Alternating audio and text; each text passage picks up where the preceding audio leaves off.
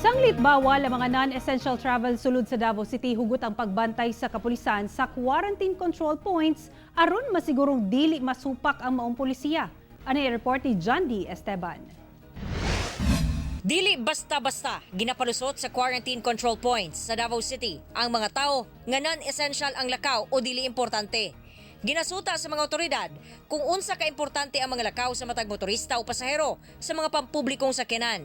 Ginapangitaan sab sila og valid ID o importanteng dokumento. Sine-check po nating maigi na yung mga dumadaan po doon ay mga essentials lang po talaga. Kaya nga kung makikita nyo, marami na pong nagrereklamo sa traffic na dinudulot po nito. Pero yun lang po yung pamamaraan po natin para ma-check po natin.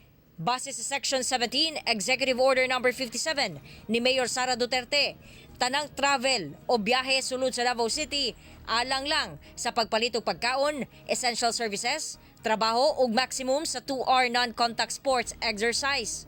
Gibawal ang tanang leisure, entertainment o non-essential activities. Kung masayran nga dili importante ang biyahe, diretso sa police station ug pwedeng pasakahan og kaso. Ako si John D. Esteban para sa One Mindanao.